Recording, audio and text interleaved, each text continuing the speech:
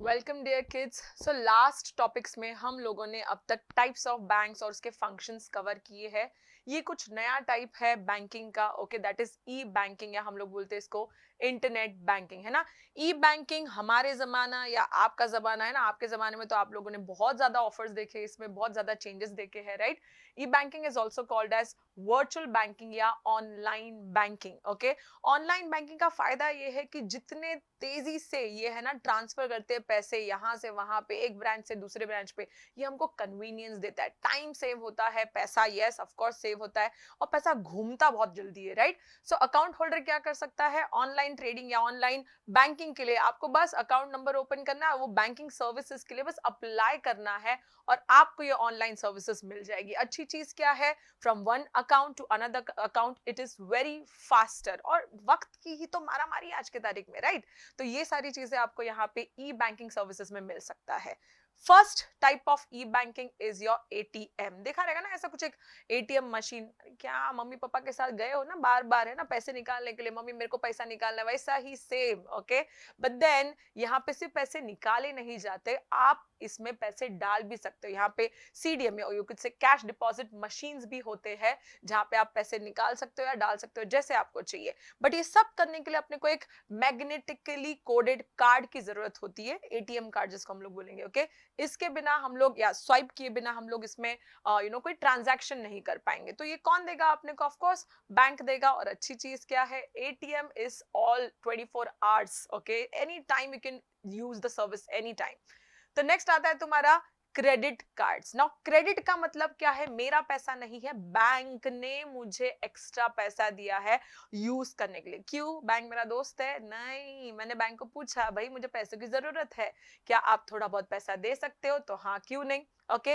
Visa card, master card, ऐसे कुछ एक कंपनीज है जो ये क्रेडिट कार्ड ऑफर्स करते हैं।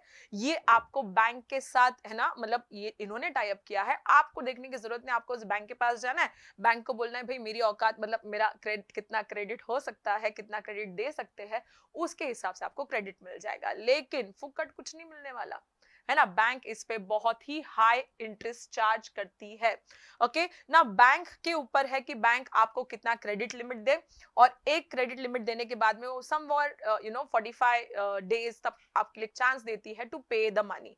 टिल देन थोड़ा बहुत चार्जेस नहीं लगता, बट उसके ऊपर of course they will charge you interest, high charges, okay. Next आता है तुम्हारा डेबिट कार्ड, ओके। अब ये बैंक का पैसा नहीं है, ये मेरा पैसा है ना, जहां पे मैंने अपने अकाउंट में, सेविंग अकाउंट, करंट अकाउंट में कुछ पैसा रखा है, राइट। तो वो अब मुझे निकालना है। पहले क्या होता था, लंबी लाइन लगानी पड़ती थी, आज की तारीख में ऐसा कुछ नहीं है। Just use this card, swipe it, थोड़ा पिन विन डालना पड़ेगा, ओके, एंड दैट्स इट। आपका परचेज या व्हाटएवर, है ना, जहां पे भी कुछ खरीदना है, कुछ शॉपिंग करना है, आप लोग इजीली कर सकते हो। कैश हैंडी रखने की जरूरत नहीं है ना, कार्ड सिस्टम है आज की तारीख में, राइट।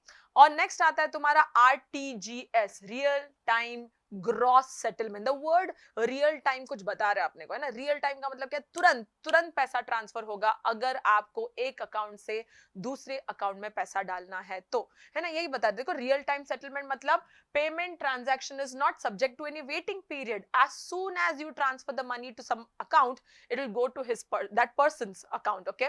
एंड ये सब होता कितने टाइम में है? बैंक को कुछ भी करके 2 घंटे में ये क्रेडिट करना ही पड़ेगा उस दूसरे बंदे के अकाउंट में। एंड ग्रॉस सेटलमेंट, यहाँ पे कोई बंच सिस्टम नहीं है, मतलब एक साथ एक बड़ा बंच बनाओ, है ना, कि इतने इतने पेमेंट्स जाने वाले और फिर डाल दो, ऐसा नहीं। वन ऑन वन बेसिस एक एक एक एक transaction on the spot settle होते हैं। लेकिन सिर्फ एक छोटी प्रॉब्लम है, आपको मिनिमम 2 लाख का ट्रांजैक्शन करना पड़ेगा, अपर लिमिट का कोई प्रॉब्लम नहीं है, राइट। नेक्स्ट आता है तुम्हारा NEFT, national electronic transfer of funds, okay. NEFT बहुत ही वर्ल्ड वाइड यूज सिस्टम है बच्चों लोग। कंपनीज बोल दो, फर्म्स बोल दो, या हम इंडिविजुअल्स, हम लोग भी किसी ना किसी बैंक अकाउंट में पैसे यू कुड से ट्रांसफर करने के लिए एनईएफटी जैसे सर्विसेज यूज करते हैं ना। आरटीजीएस और एनईएफटी में फर्क क्या है? आरटीजीएस रियल टाइम है, ऑन द स्पॉट होता है, बट यहाँ पे ना बच्चा थोड़ा टाइम लगता है। ये लोग क्या करेंगे, एक बंच बनाएंगे और एक एक एक एक की जगह पे एक प्रॉपर बंच ऑफ अमाउंट ये लोग डालते जाएंगे। तो ये बंच कभी होगा? Usually in the whole day, like 8 बजे से 7 बजे तक कभी भी हो सकता है।